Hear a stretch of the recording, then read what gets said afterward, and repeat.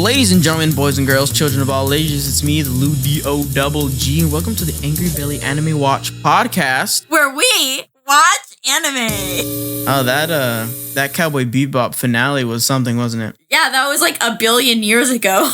I know. I think for everybody else, it's quick because it's like, oh, that came out like 2 Tuesdays ago. But for us, that happened before like the Christmas break. Like truly a month ago. Yeah, quite literally. Wow.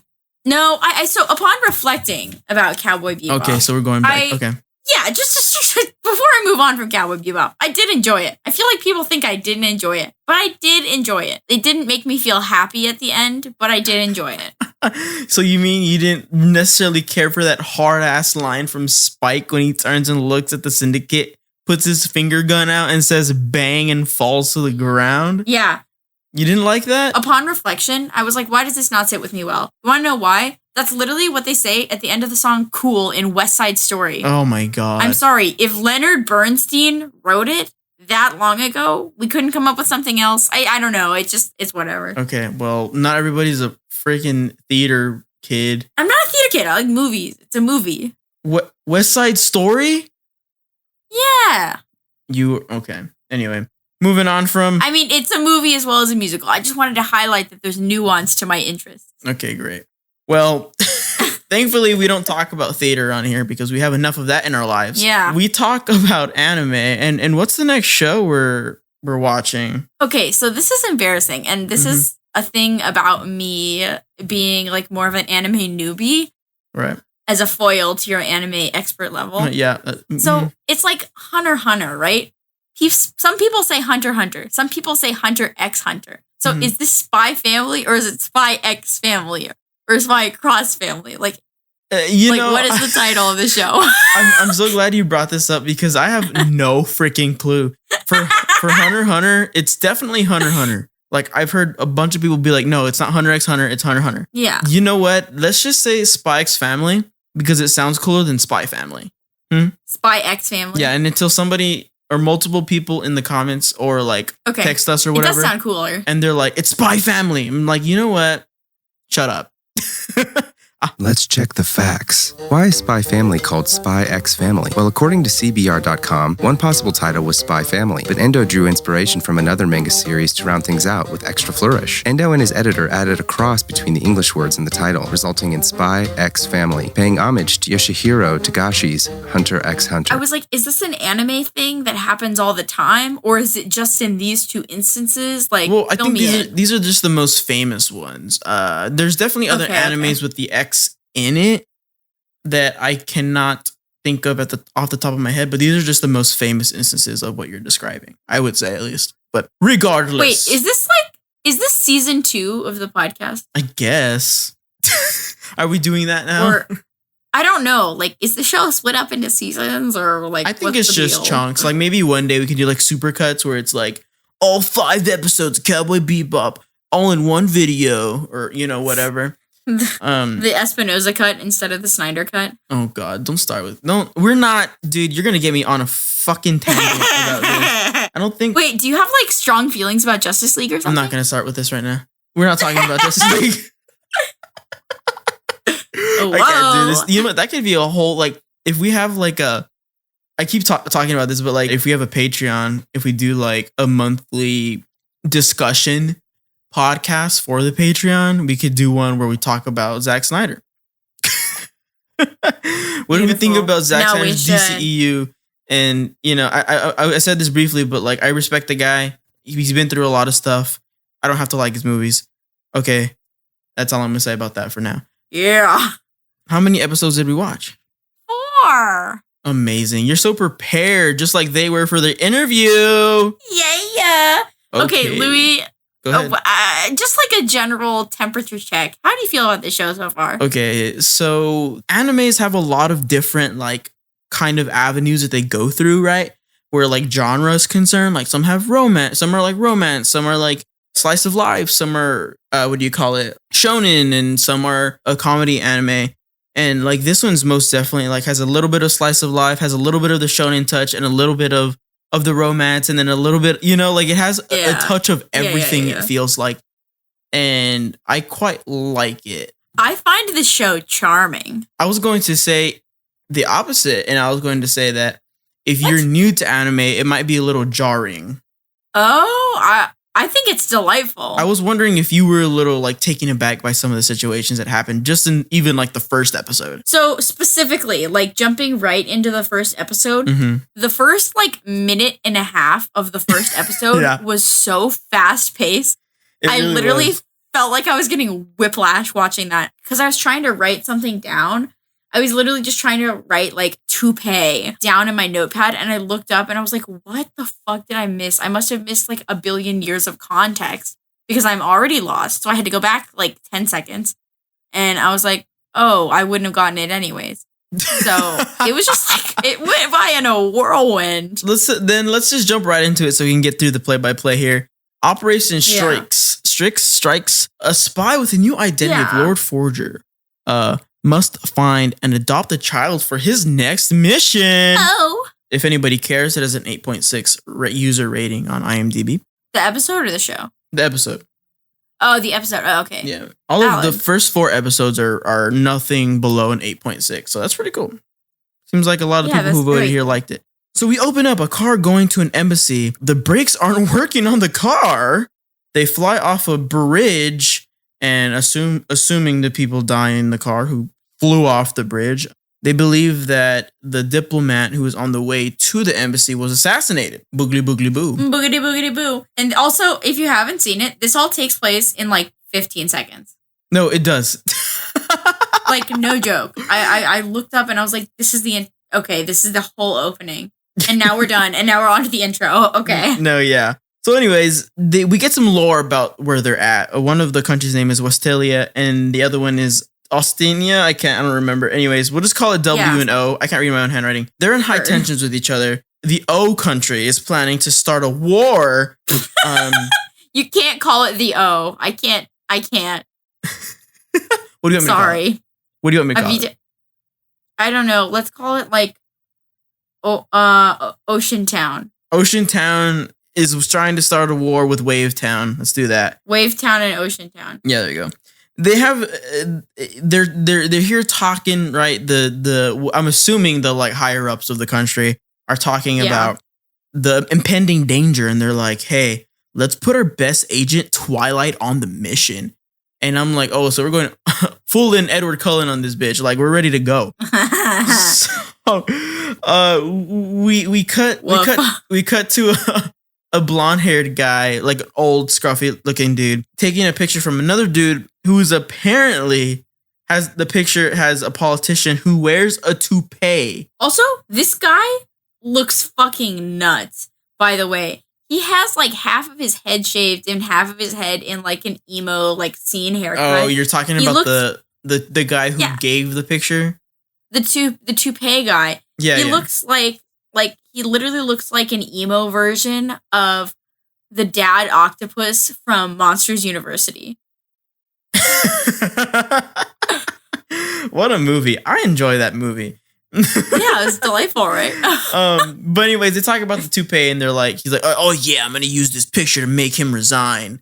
And I can't help but be like, okay, this is funny, but like, what is a toupee? Anyways, we find out later why they care so much about said toupee, but we will get there. It turns out that the guy who took the picture was a fake. It was a disguise because the actual guy shows up to then get the picture, but then he's like, uh-oh, I was just gotten by Twilight. We find out Twilight is a spy who is good at disguises, a master of disguises. They say he is a man of 100 faces, or he's having a little bit of mysteriousness going on right there. Yeah. He pulls off like a latex mask in this montage, like twice. He does. Super weird. Super weird. Cut to Twilight on a date. It turns out that the woman who he's on a date with is the blonde guy's daughter. So the guy that tried to go get the picture from the other guy, can't remember his name right now. We'll call him Neckbeard. He has an actual name that comes up later, but I can't remember at the moment. Pretty sure it's Neckbeard. We can say that. So the daughter, his girlfriend is his daughter anyways.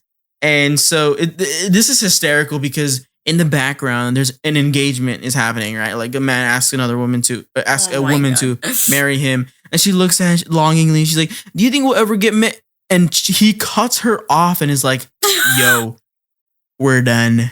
I don't sense any intelligent conversations happening here. We are donezo." Yeah. I'm sorry. Can you imagine Miss Gloria looking over at you and being like, "I can't sense any intelligence in your conversation." What? Like, what a harsh fucking burn. Like, it's not even just like, oh, we're breaking up, it's not working out.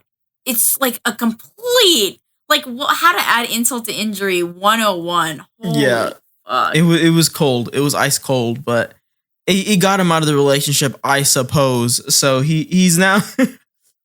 Yeah. Anyway, so she says, "Robert, you can't do this to me." We find out that his name is Robert. Oh, so we think at first. And so we kind of cut back to the conversation about, hey, we're going to have Twilight go and like figure some stuff out for us so that we don't get into a war. Basically, he ends up finding out that his next target is Donovan Desmond, who happens to be the leader of the country. Also, he looks like he has Tim Burton eyes. Desmond or Twilight? Desmond, yeah. Oh, okay. Yeah. Oh, yeah. You can say that. Look it up, y'all. He's on his way to Ocean Town when he learns he needs to have a family to infiltrate the school of Desmond's son, because for whatever reason, this super high diplomat in the country does not go to social gatherings unless it is at his son's school, which happens to be a very prestigious school in the country, I guess. So he has this whole like meltdown about it. He's like, "I am a spy. I've never had to rely on anybody else. I've always done things by myself. Oh, I have to get a kid, blah, blah, blah." And mind you, one of the cool thing about him receiving this information is that he has to decipher it off a newspaper. Also, he's on a train. Yeah, he's on a train on the way to Ocean Town. So there's that. So he's like, "All right, well, if I want a kid, I need to go to an orphanage or whatever." And he goes to an orphanage, and this orphanage is sussy as fuck, to say ghetto. the least. It's ghetto. So I say that, you know, having lived in the ghetto. So I think that gives me a pass for that one. But it's like the orphanage in Annie if they took the beds away.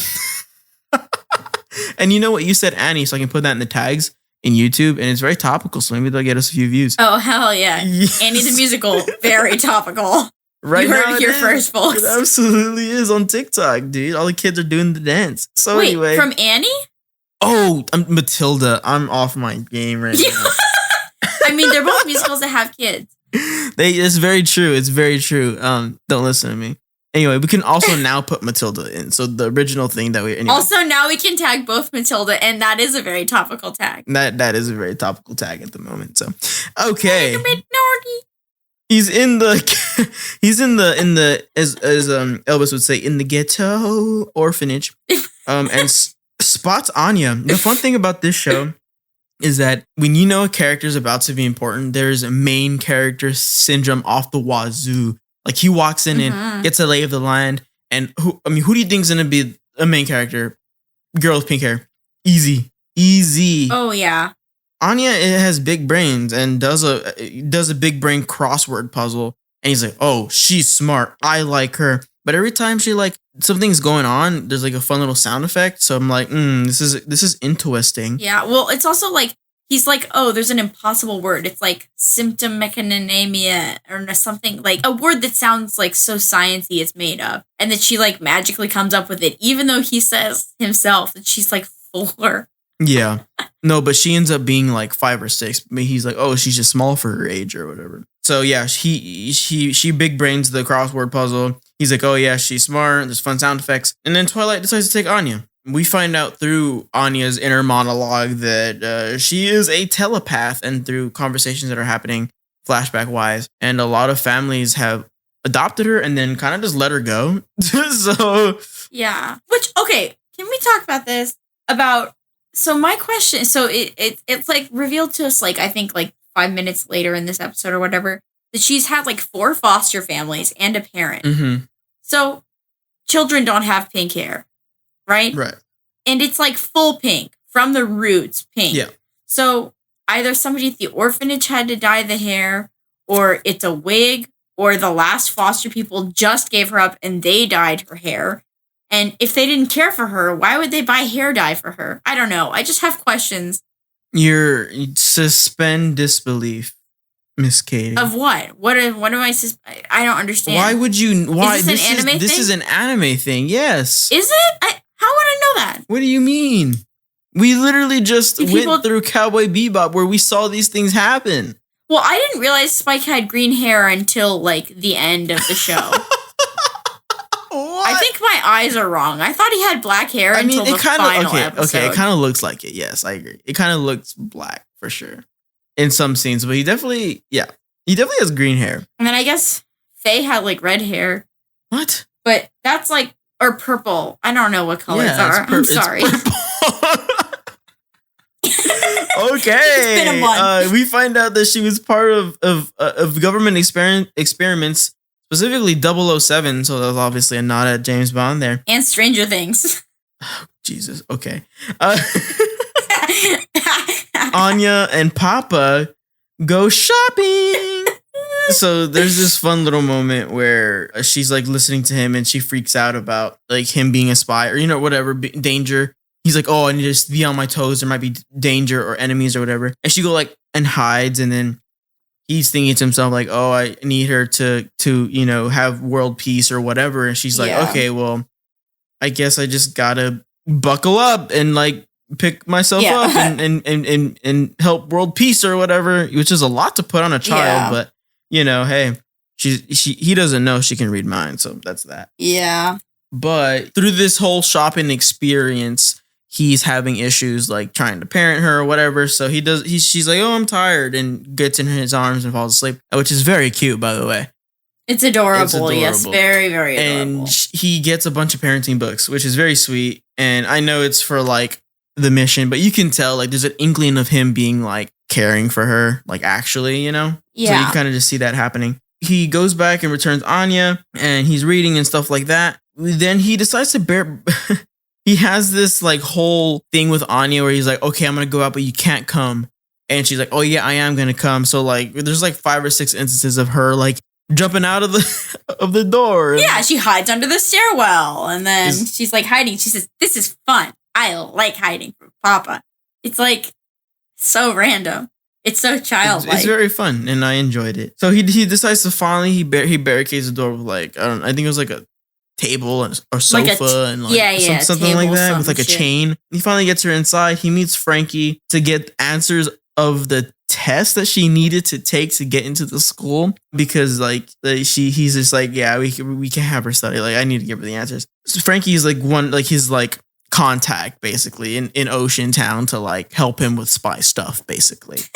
So then Anya gets bored, and this part is just, oh my God. I like love it for a lot of reasons, but it's I forgot. It's very fun. She gets bored, and she remembers that he says in his brain like, oh, I gotta hide my stuff from Anya, and says the password in his head as he's like thinking about it, which I'm like super curious how a telepath would even like did he say it or does he just kind of know it, and so then she knows it because he knows it? I think he was so weirdly topically, I was like going through my key lockbox today to get the keys to the 16-foot truck, and I like say the code in my head while I'm pressing it to make sure I'm doing it right. No, that's fine, but he was washing dishes when he thought of it. Oh, it's for the plot. It's got to be a plot. Like they just obviously, I don't think they like thought I'm about thinking it. like anyway. I'm thinking I'm turning into you right now. So that's how she knows the code to his box or whatever. And she goes and basically commits like a war crime or something. Like she pulls out his like thing that he uses for like message transmitter, radio signal. It does Morse code. Something. And so she's just like tapping random things, and then like they end up intercepting it, like the bad guys, and they're like, oh, like she for some reason somehow puts in the exact perfect Morse code to have it say, I'm Twilight, come and get me, or something like that if you can, or whatever. I don't think it was Morse code. I think she was typing. No, it was Morse code. She wasn't typing. There was no like keyboard, I'm pretty sure. Then how did she say all those things exactly? Well, because it was on accident. She didn't mean to do it. No way. Yes, it was a coincidence. That's what I thought. pretty sure. No, I'm like, that's probably true, but that's crazy. I'm like 95% sure it was a coincidence. I want to go back and watch. Like, it's blurry in my mind. I hear you. Anyway, Twilight comes home, and of course, he gets ambushed. He's fighting a bunch of people. Those are cool little fight scenes. After winning a few fights, he does get knocked out from behind. Anya has been kidnapped, by the way. Whoa. And it turns out to be the guy who got the message. And it was Neckbeard all along. It was Neckbeard all along. Thank you for that. And it's funny because she's like listening to him and she's like, oh, this guy's really bad. Like, she's not even like, oh, this guy sucks. She's like, okay, this is... She says, oh my God, it's a real life bad guy. Yeah, basically. And the funny thing about this situation is that, like, he's still obsessed with that picture. So he's like, oh yeah, I need that picture back because Twilight stole it, blah, blah, blah, blah. And then one of his, like, goons is like, hey, boss, maybe we should, like, let go of the toupee thing. He pulls out a gun and fucking kills him. Shoots him. He's like, no, toupees aren't allowed in the government or something like that. Like, holy fuck. He says no-go. He says toupees are a no-go in the government. And I'm like, right. So, it was a very Darth Vader-esque move. And I feel like he just uses a toupee. Like, something tells me that he might have a toupee, but I digress. Something also tells me that there's maybe more significance to that. Yeah, for sure. Anyway, so... apparently, the guys who were at their house show up and they're like, oh yeah, they're here. Let's talk to Twilight. They pull off the mask and it's not the guy. It's one of the guys that Twilight beats up. We see a guy running away it's obviously Twilight because he's a master of disguise. He basically tells Anya, hey, here's this fun game. Go to the police station, give this to the police, blah, blah, blah. He's like, at least you'll go to a good orphanage this way, whatever. And she like hears this because he's thinking it. Also, you say obvious? Took me a good minute. You didn't know that it was Twilight? It took me a second. Yeah, it took me a second. Oh. Been a long week. Yeah, okay. I hear you. I was just like, wow, good job for this random guy saving her. And then she was like, Papa. And I was like, Papa, whoa, is that Lloyd? Who for some reason spells his name like Void instead of Lloyd? Look, man, I don't know. I don't know, dude. I have no thoughts about that. But you have no thoughts about that? I have strong thoughts about that. Why? Just let him be. He's saving the world out here. Okay. Oh my God, we don't know that. He can also change. He changed. This is not his actual name, though. Also, he's just. What is his actual name? I thought we don't know it yet. Oh, because remember it was I'm Robert silly. before, and then Lloyd is now his new name. Right. I keep forgetting that this is all a disguise, and he's just an actor. He's such a good actor. So he does save her and tries to get her to go to the police station. He begins to monologue. So sad in his head about why he became a spy, and he doesn't want Anya to get hurt by him. And he became a spy to help kids like her and that sort of thing. And so she hears this in her head, and she's like, oh wow, this guy's like really great and I want to be with him forever. We find out Neckbeard's name, and his name is fucking Edgar. Nokemaka. And he beats up Edgar or whatever, does this cool like move where he not blinds him, but like puts like this fog or whatever and beats them all up. Yeah. And that's kind of it. He goes back outside and he finds Anya still there. And she wants to go home. He's like, hey, Papa, I want to go home. And he's like, oh, okay. Basically, yeah. One of the I think one of like the most quotable parts of this episode is Anya says Papa's a huge liar, but a cool liar. Aww. And so it's cute. It's also like devastating from her perspective because it's like, wow, like she knew it was him and she knew he was trying to pawn her off, and yet she still like put her trust and faith in him. Yeah. Like what? But it wasn't devastating. I think what kept her around though was that it wasn't like malice. Like he was trying to help, by telling her to go. No, he was trying to help going to. He was doing the whole I can only hurt people in my life kind of shit. Like basically the Superman kind of thing. Not Batman though, because that dude just recruits them and makes them crime fighters. So there's that. Whoa. But anyways. Don't go into an alleyway anytime soon. No. Whoa. Anyways, Anya took the test and passed just barely. And that was the end of that episode. Yeah. How did we feel about that one? Just briefly. Oh, I thought it was good. It wasn't my favorite of these 4 episodes, but I thought it was a great pilot, enough for me to be excited about what was going to happen next. Good, I'm glad. What about you? I feel the same way. I feel like it's definitely like one of the weaker ones, maybe like top bottom 2 or something. Yeah. But it was fun. It was really good. Yeah. Moving on to episode 2. secure a wife. Whoa. In need of a wife for the school interview, Twilight crosses with a woman who might be the right cover-up for his mission. She has secrets of her own, though. Bum, bum, bum. 8.9 rating on IMDb, user rating. Over 2,000, almost 3,000 votes here. Okay. Which is, I would say it's up there. It's a pretty good episode. So I think this is the first. This one has one of my favorite lines. Well, you got to tell me. This is the first time I saw the intro. Is that what you're going to say? That's what I was going to say. That's my first note here. Is opening is fun. I think this is the first episode we see we see the opening, and it's good. I enjoy it. Oh yeah, I thought it was really fun. Animation's awesome. It's very kiddie in a lot of ways, but also very like artistic. You know, not that you can't be artistic and kiddie, but you know what I mean. But yeah, it was good. Yeah. The opening to this is Frankie's dressed up as a woman. And they're like, "Ooh, you look kind of rough as a girl. You can't pass as my wife. No way." Yeah, but the best quote of the episode, in my personal opinion, is when Lloyd is sitting there and he's like, "Oh, I should have known this wasn't going to work or whatever." And in the background, you can see Anya talking to him and she's like, "Here, have a peanut." Her and her stupid peanuts, dude. I love it. I love it. I love it. So random. Okay, so we cut to Capital City Hall. We see some women talking about a creep stealing all the files on the women. We pan to Yor with main character syndrome, sexy red accents. So her eyes are like red, and she has like red jewelry on with her jet black hair.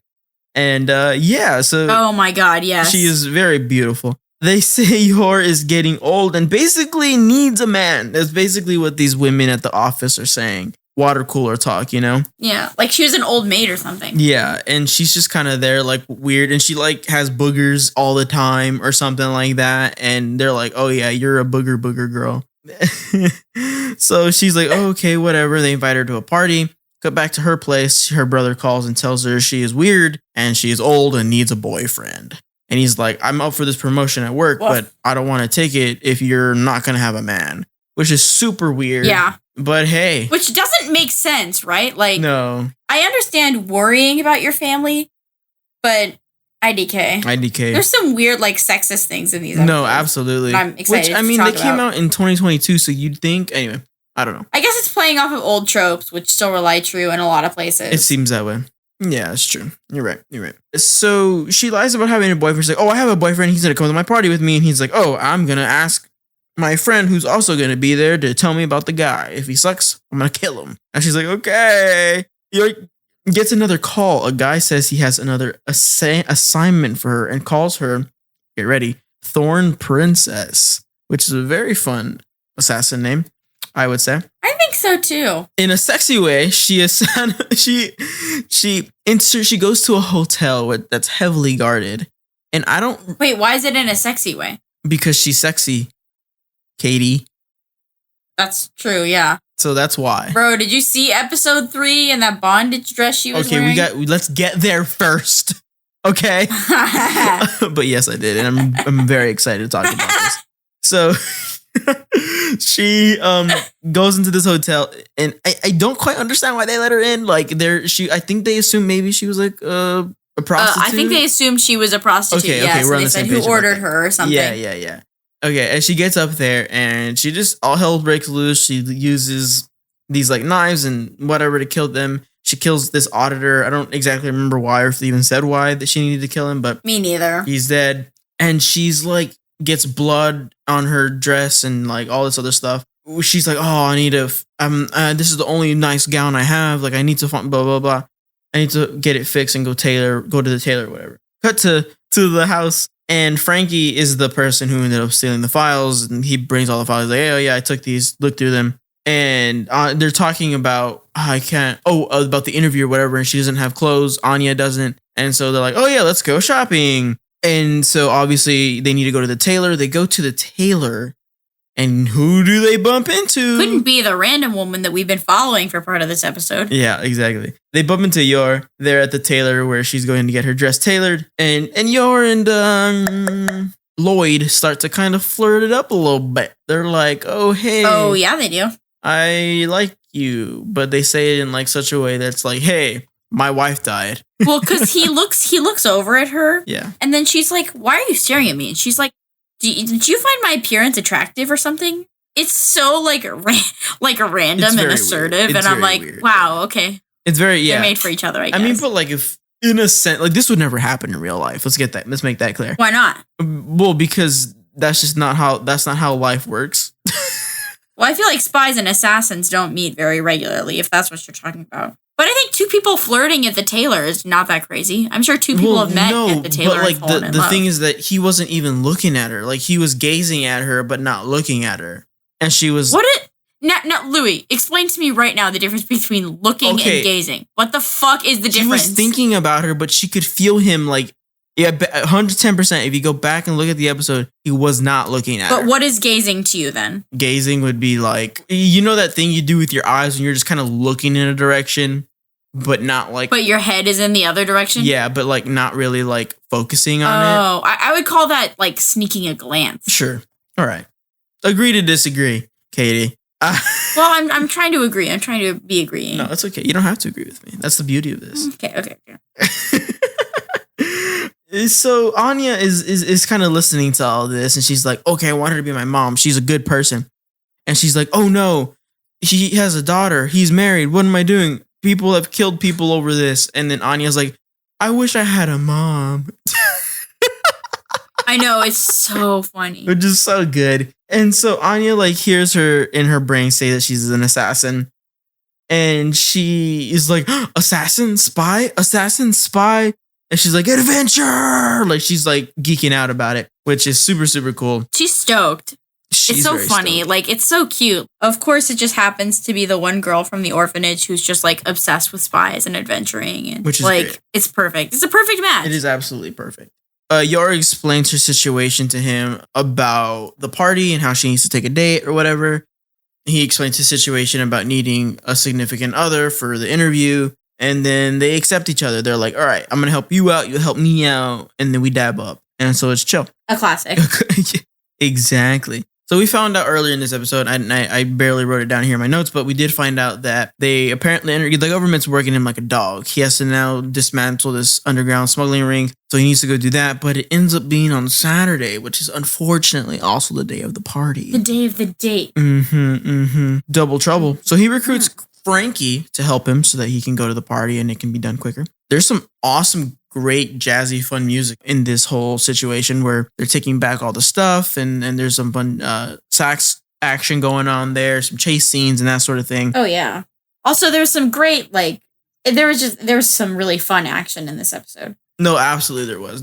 There was some, like, middle ground fight scenes going on, which usually we see it in the foreground, but I thought that was an interesting choice. Are you talking about the shot where it was you're looking at the garage door and you're seeing like the 100 men coming out of the garage door and they're just demolishing them? That was so badass. No, that really stood out to me. That was a good little moment there for sure. Unfortunately, Yora's waiting kind of for Lloyd and he just kind of never shows up. So she goes to the party alone and is like, oh well. And she pops into the party and she's like, oh, he couldn't make it. Something at work came up or whatever. And stupid Camila, I think that's her name. I have it written down. Oh yeah, it is Camila. Camila and her stupid friends. Camilla. The women from the city hall were like, oh yeah, she sucks, old hag, blah blah blah. Which she's like 27 or something like that. She's not that old. Anyway, whatever. Yeah. she's literally normal. Yeah, she's literally normal. They're like gossiping or whatever. And she tells her Camila's boyfriend, hey, don't tell my brother about this, like about my boyfriend not coming. I swear he's real, bro. He just goes to a different school. And he's like before he could answer, Camila's like, no, we're going to tell your brother because this needs to change or, whatever. And it's like, Camila, calm the fuck down, dog. Like, don't get all up in her biz. You don't know what's up, I know. And so Twilight shows up. He's all bloody. And he's like, oh, I'm her husband. And he's like, oh, shit. I accidentally said the thing that I want and not the thing that she wants. So this is going to be very suspicious. We got to figure this out. And so Camila gets pissed because she's like, oh, he's handsome and... Like he's hot and he's something? And he's like, and he has a good job or something like that. And Camila's like, I have this hot dish straight out of the oven that I'm going to... Fling at them. Throw on them. This was the most comedic thing. She there's no wind up. It just leaves her hands and flies straight towards them in so fucking random as fuck. And it flies right towards them. And Yor literally like knocks it and catches this tray with her foot, just perfectly like bounces it up.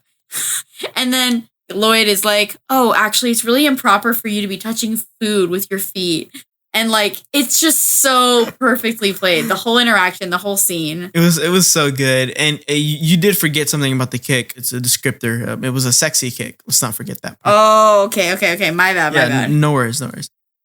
So yes, you're absolutely right about all of that. It was very fun. Oh, don't forget also about the little part that like lands on her nose and like burns her nose a little bit. Camila, it was. Oh, right. She was so embarrassed. Burn the bad guy. And it was good. And so there's this whole thing about Camila being like, oh yeah, what's so great about Yor? Like, you know, she sucks or she's weird or whatever. Yeah. Lloyd covers for her and was like very sweet about it and was like, oh no, she's great. Ever since this, you know, her parents died and her brother and having to take care of her younger brother, blah, blah, blah, blah. Like, she's amazing and all this stuff. And it was very sweet. Right, because they alleged her of being like a prostitute. Yeah. And then she's like, oh, that's just a cover up for my like assassinations. Yeah. But they don't know I was that. like, obviously. man, you couldn't have thought of a better excuse, dude. Yeah. Come on. Absolutely.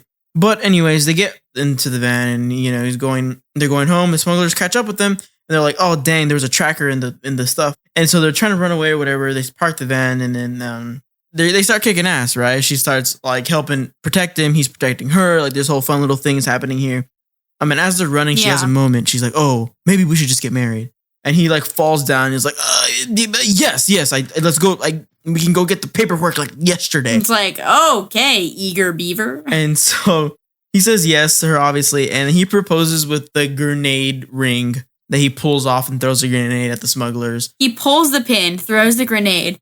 And like, as he's putting it on her finger, the explosion comes from behind. Like, it's so badass. If you're not going to like watch this episode, that's fine. Watch this clip. It's so cool. It's so fun. It's beautifully articulated. Yeah, and that's the end of the episode, basically. What did you think about this episode? I like this episode more than the first one. Agreed. And honestly, I think that like that's kind of a trend that continues for the next few episodes as well. Like you just like them more? I think I like them in increasing order. Interesting. Okay, you're going to be very surprised about the rating for this next episode. I know I said that all of them were 8.6 or above. I lied. Huh. Interesting. I think a lot of the things that are happening, I know I've said this before, especially Cowboy Bebop, but like, if I was like, oh yeah, if you want to know what Spy X Family is about, I would show them the clip of him throwing the grenade and asking her to marry him like that. Like that perfectly encapsulates the situations. Basically, you know, it's a nice little allusion to the things that are going on. So the next episode 3, prepare for the interview. To prepare for the interview, Lloyd, Yor, and Anya set out for the day in the town, visiting various locations to prepare to sell the image of being a normal, upscale family. Well, I think they do it. I think they do it well. You think so? I think if I was trying to picture what it would be like to be an affluent family, and I only had VHS like tape footage from 1987 to 1999, this is the exact order of activities that I would choose to demonstrate my wealth. Good.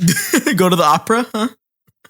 Oh, yeah. Which also, it's silly. I'll talk about it when we get to it. Okay. Let's get into it then. So Yor gets to the house, to Anya and Lloyd's house, and she has all her stuff. She moves in. Through her moving in or whatever, I guess Lloyd... For like 5-second moving in. Yeah, Lloyd and Yor decide that they're going to sleep in separate rooms and sleep in one room for appearances if they have guests over or whatever, right?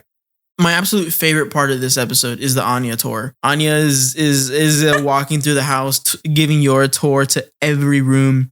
Anya gets to Yor's room, right? And Lloyd walks in. He's like, oh yeah, I like cleaned up a little bit. Hope everything's to your liking, you know, whatever. And Anya's like, oh yeah, I helped too. Cut to Anya falling over the mop water and splashing it everywhere. And then Lloyd's like, you just dropped the water all over the place. You didn't help. You actually got in my way. And her face is like, oh. Which I enjoyed. But that part was just sweet. Like her just, it's very kid-like, you know, a kid wanting to like show off things and like be in charge of things, you know. And I think that honestly like is very cute. I thought it was adorable. Like you were saying, Katie, she does her room really quickly in like 5 seconds. And there's a picture of her brother but in a very sus-like manner, they do not show us a picture of her brother. I know. So it makes me think that we've either A, already met him, B, not who she says he is, or C, he's going to be like involved, like a character, like there's going to be a conflict of interest or whatever. Right, like he'll come up later and we won't know who he actually is type of thing. Yeah, like she'll be, like they'll be in a fight or whatever, or like Lloyd will be fighting someone and then Yor's going to walk up and be like, wait, brother? And like it'll be or like he's like the that. big It's bad just, like, of the series or something. It's Neckbeard. It's Neckbeard. So they sit and they have cookies and they're gonna prepare for the interview and Anya's like, oh yeah, I helped make them. But then Lloyd is like, you just kind of sneezed into the batter and got in my way. And again with the sad face, she's like, oh, okay. They do the mock interview, but it kind of goes wrong and Lloyd is like catastrophizing. This episode for me, because like if anybody knows how I really am, a lot of the times like when I work and do my jobs and that sort of thing, like I tend to over prepare and catastrophize, especially when I'm like leading things and leading situations or whatever. Sometimes I get really in my head and I'm like, oh my God, this is gonna go horrible. This is not gonna happen right. This is gonna blah, blah. And I internalize that. Like I don't really like outwardly like say things like that. But like all that to say, I'm with Lloyd on this. Like I thoroughly understand his feelings of like, oh my God, this is going horribly. This is not going to work. Like I'm freaking out right now. Like I there's nothing more I can do to prepare. Like, you know, but anyways, he's like, oh yeah, let's just go out into town. Let's figure this out. Let's see what it feels like to be an upscale family. And they go out and Anya asks to hold Yor's hand. And Yor's like, oh, heck yeah, let's do this. And this is the start of a wonderful bit in the whole show where Yor has these really aggressively violent thoughts and Anya just flips out. Yeah, because this happens at least 2 more times in the next 2 episodes. Absolutely. And then like, yeah, I just don't think it's going to stop because it's just too funny to stop doing them. But I agree. In this particular one, Anya's holding her hand and Yor's like, oh, I really love holding her hand. Like, whatever. Like, it reminds me of my little brother when he was a kid and I used to hold his hand. She's like, oh, yeah, but this one time I like hugged him way too hard that I broke 2 of his ribs. So I got to be really careful when I hold her hand. She freaks out and runs away. She freaks the fuck out and runs away. In the midst of this, though. Also, yeah, go ahead. This is like I got to just say, there's a certain point and I'm like, okay, you're a trained assassin. You're a spy. At what point are you going to connect that this child has a direct reaction to your thoughts? Like, I feel like there's been several moments where I feel like I would have clocked it. Especially in the last episode, or in the 4th episode, last for this. Especially. Yeah. She in the interview, she says some things, but so anyway, that happens. It's really funny, but in the midst of all this, Lloyd is thinking like, oh, I'm glad Anya's taking well to her. And then she like runs off. He's like, oh God. So anyways, they go to the opera. Anya falls asleep. And it's kind of like whatever. They go see art, but Anya is like yelling about seeing boobies and chopped up body parts, which they're not really chopped up. They're just like statues. She says choppy choppy head, choppy choppy arm. No, it's fun. It's really really fun. Yor sees a guillotine and she's like falls in love with the painting. She's like, oh my God, I love this painting. It's like so wonderful. And she has like all the blushy face and Lloyd is like, what the heck are you what are you on about right now? Yeah. She kind of lets it slip. She's like, hey, I don't have any clothes for this interview. And he's like, oh, let's go to the tailor. And so I have a prediction that I want to give. Okay, hit. I'm ready. Oh, at the end of this. I'm going to give it at the end, but I just wanted to say that so that anybody who's gotten this far in the pod is like, okay, I'm going to stay to listen to this prediction because I have a prediction. So they decide they're going to go to the tailor. Anya hearing Yor's thoughts are really funny. I can't remember why I wrote that. But apparently something happens here where that anyway. Something else happened? I don't have anything else in my... I can't remember. Okay. Before we leave the museum, my favorite thing was the drawing when Anya's like scribbling in the children's museum part of the museum. Oh yeah. It's that. It must be that, right? Because she was like, oh my God, if they see my drawing, they'll know my powers. I'm like, Bestie, that is some fucking scribbles if I've ever seen it. Her thinking that they were gonna guess her like huge secret by looking at those scribbles is the same energy as like 3 weeks ago. I took an edible for the first time and I thought I was making like an artistic masterpiece, and it was really just crayons on lined paper. That is the same energy as Anya's fucking like markers on this dry erase board. Oh, it's so good. It's so good. Wonderful. I'm glad you brought that up because it was funny. They get a family photo. Yeah. They get a family photo. And very cute, by the way. Yeah, it is. And they're Anya and Eeyore making weird faces, and Lloyd is like chilling. And then they go to the side of the mountain, right? Yeah, and they're sitting on the hill. Oh no! Before that, people watching, right? We're getting there, but before that, they go to this like super like weird. I don't want to say weird nationalist. I don't know how you would even describe patriotic rally. And he's like, "Oh yeah, we got to like be patriotic around here, so we're not suspicious or whatever." And then Anya, we get the first glimpse of Anya kind of having a bit of a freak out from hearing too many voices, and then like her nose starts to bleed. And so I think that's kind of an important thing of note to keep in our brains. But again, it's very Stranger Things. Yeah, very Stranger Things. But yeah. So after that, then we do because that's when like that's what drives them to the park. Yeah, we're going to they go to like up to a mountain to a hillside to find some quiet. Because, like, I'm also glad they addressed that, because that was my big question. I'm like, okay, can you choose whose minds you hear? Or is it just, like, all of them all of the time? So then hear her getting, like, literally exhausted, physically exhausted at this point, like, makes sense. So they go up on this mountain, and they're, like, people watching, and they're, like, making observations about all these things. Yeah. They are. Oh, you're making fun of me. Yeah, that's what that was. Got it. Heard. And then Yor sees this old woman get, what is the word for it? Stoled? No. Robbed? She got McRobbed. Yeah. She got McRobbed.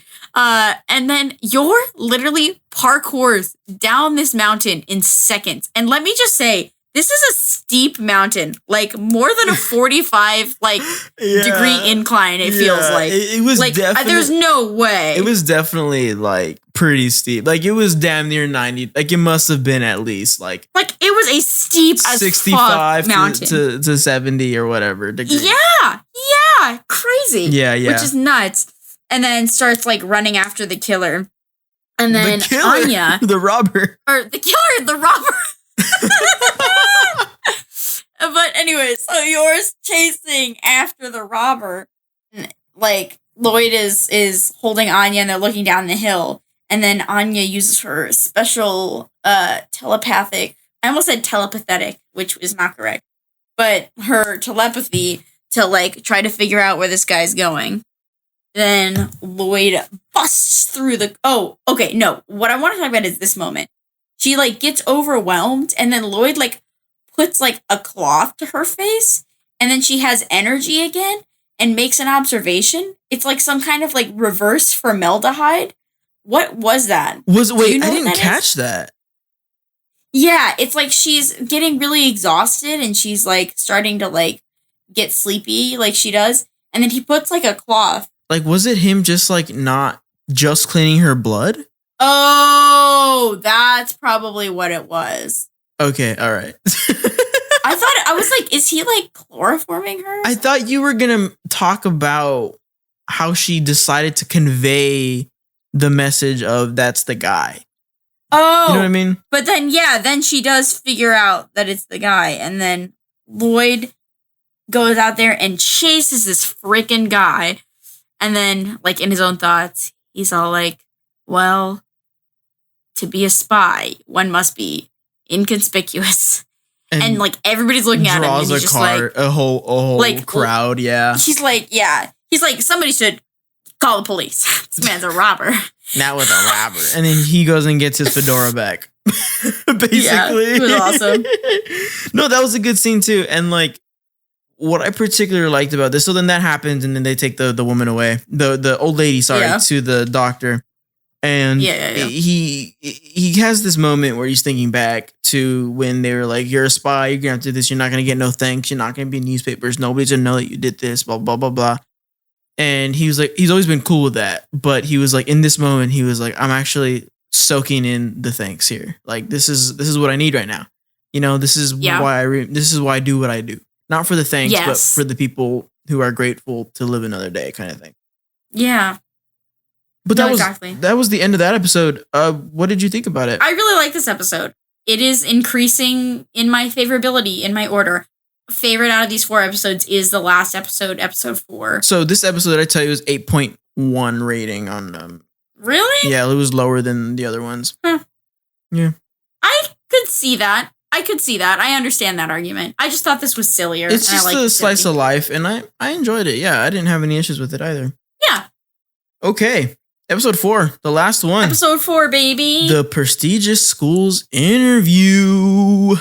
8.9 rating. Were you stressed going into this episode? I was a little stressed going into this episode. I was feeling the stress too, man. I was like, Anya better get in this. I know. I was like, a little late to return her, am I right? Okay, before we bump to that, this is the first episode I saw the ending. I wasn't sure if the ending was in the last 2 episodes. But with the song. The outro? The outro, yeah, with like the song and the animation. The song is a bop. It was so good. So catchy. I loved it. Okay, the prestigious schools interview. They're on their way to the interview. Their tensions are high, but they feel prepared. I believe Lloyd says, "Oh, there's nothing more we could have done to prepare." Basically. Oh, he says, "I feel nothing but anxiety for this, but we've done everything we could. Now, onward." Yeah, it's exactly. I wrote it down because that's how I feel going into tech for this show.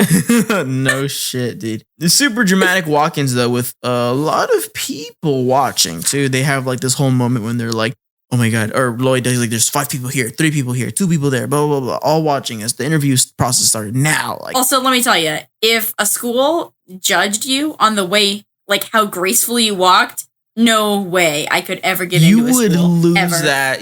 There was no way. I know. I was thinking that thing. I was like, man, I would have never gone to college. Sucks. But yeah, they're failing people based on how they walk.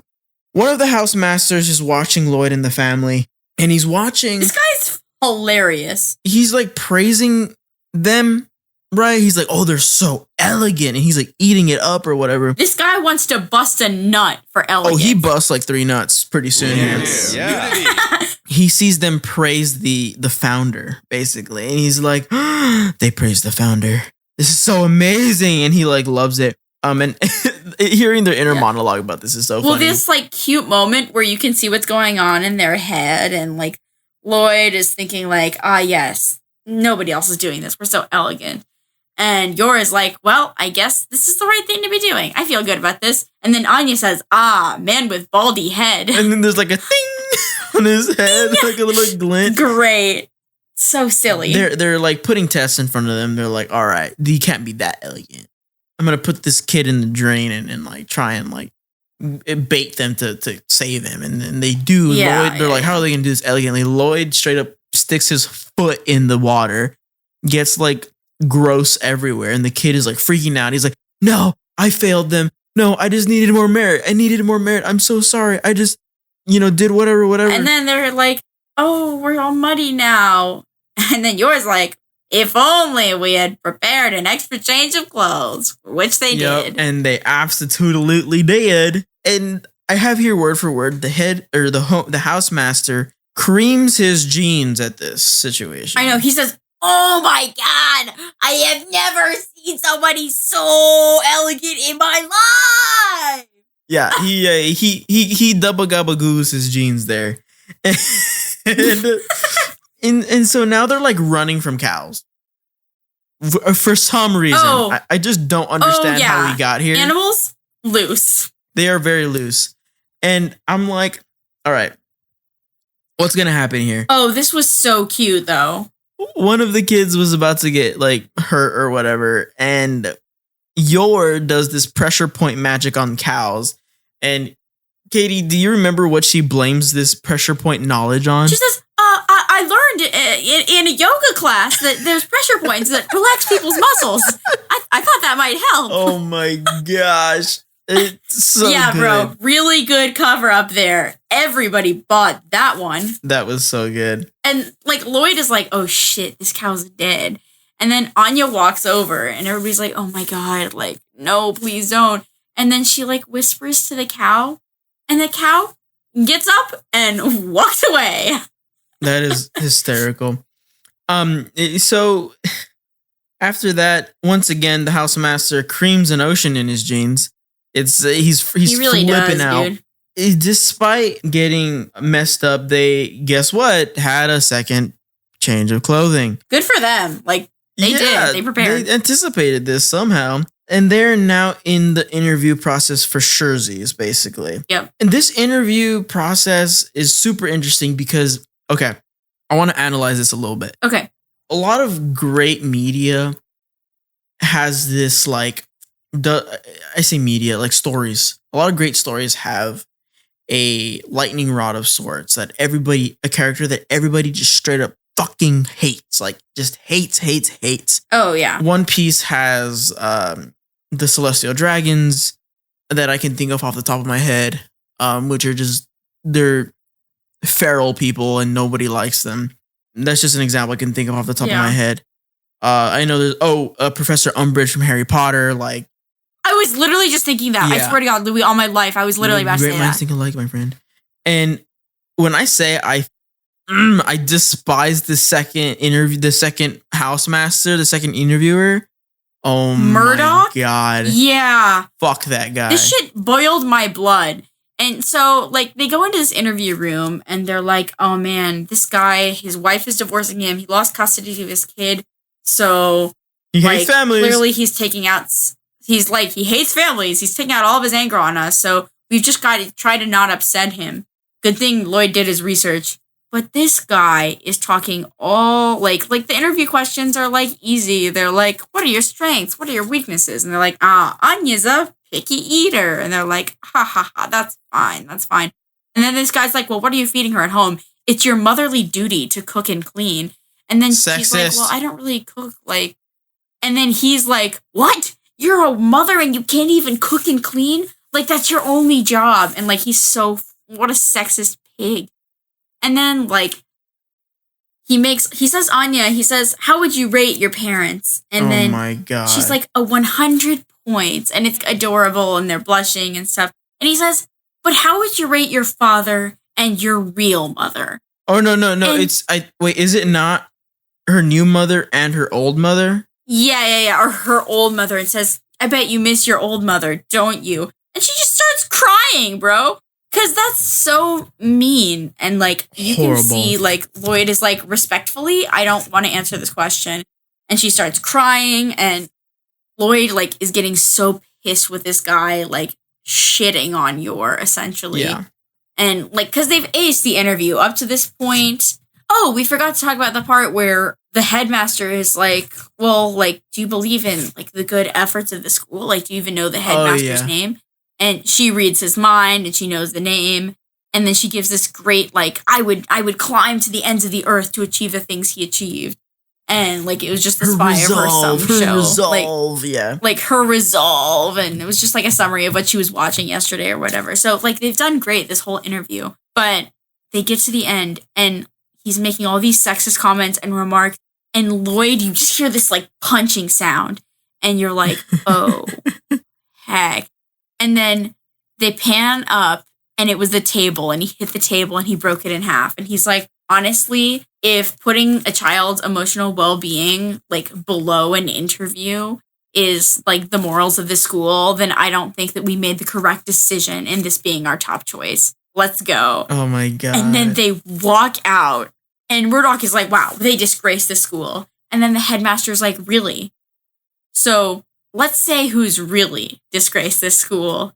And then he punches the guy. He so does it for the audience, hard. bro. He does it for the audience. But yeah, he says, that, I think, was quite elegant. So good. Ice cold quote of the day, my friends. Ice cold. I know. Ice freaking cold. It was perfect. It was great.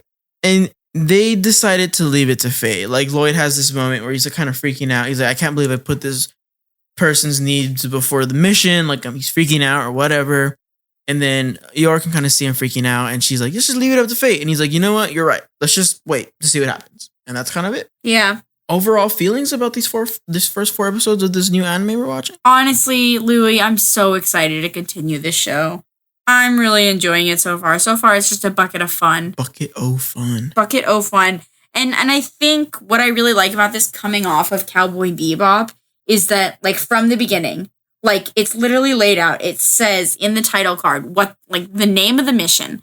We know the objective of each individual character.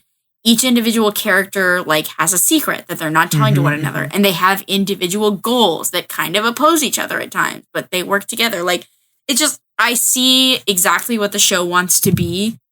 And it's like really nice, especially coming after the last thing. Yeah, absolutely. And like normally I love things that like shift genres and take me by surprise, but it's really nice to know kind of what to expect moving forward in this. Yeah. And I just feel like I'm going to enjoy it because of that. Theories? Thoughts? What? Theories? What'd you Theories say? or thoughts? Oh, theories and thoughts. I think the brother is going to have some kind of involvement and be either a character we've already met or like is going to be somehow entangled in Lloyd's work or something, or like maybe like with a toupee or something. I know they said he's a public servant, but like I think there's some like there's a reason they didn't show us a picture. Right. Yeah, I ditto to that. I agree. I'm going to echo that. But yeah, I think there's some really, I want to see them find out each other's, I want to see the reveal of, you know, like, also, I wish Lloyd, like, come on, you've seen, like, this woman with these incredible reflexes, like, somewhat violent at times, like, and, like, there's no questions about that. I don't know. So I'm very excited to see what in the heck is actually going to have to happen to get there to be a reveal and a revelation on behalf of these characters, and I'm super stoked for that. What about you? What are your thoughts, your theories, comments? I agree with everything you said. I guess first of all, it's kind of fun to be watching something a little bit newer. Animation is obviously just a lot nicer and that sort of thing. It's a lot newer, so that's cool. It's nice to kind of step away from my normal shonen stuff because that's what I watch just in my free time. And so not that I wouldn't sit here and watch another shonen for the pod, like I'm sure we will at some point. But I mean, it's kind of nice to watch something that isn't always such crazy high stakes. Like, not to say that Saving the World isn't high stakes, but given the nature of the show, that feels like such a long way away, and the things that we're discussing and we're talking about and experiencing on the show are more like problems that everyday people have. They're like, oh, I need to get into this school, like, you know, that sort of thing. And so I really enjoy it for that aspect, because, you know, in shonens, everything is just like, you know, and I'm sure you'll experience that one day. But again, it's nice to get through something like this and kind of have a break from the real world, I guess I should say, in a different way. Yeah. My big theory, I understand, though, is that there's a bit of a hole in their story that I've kind of realized, and it's the tailor. So the tailor knows that they have just met, right? But everybody else thinks that they've been married for a year.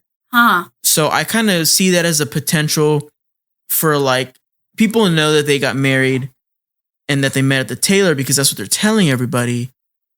But I wonder if but nobody's caught in with the tailor. But if there's an opposing force at some point that's going to be like, okay, well, I want to go talk to Taylor to see what the story really is, or if there's anything there, and then it ends up being Taylor's like, oh no, they met each other that day. You know, because you're right. She says that she's a regular at the tailor, so they know each other. Yeah, so the tailor would know that they weren't married. You know. Yeah. Just a thought. Oh fuck, man. So that's a potential hole, but hey, we'll get there when we get there. We got the next 4 episodes, next podcast episodes, which are going to be episodes 5 through 8. Woo. I'm excited to see.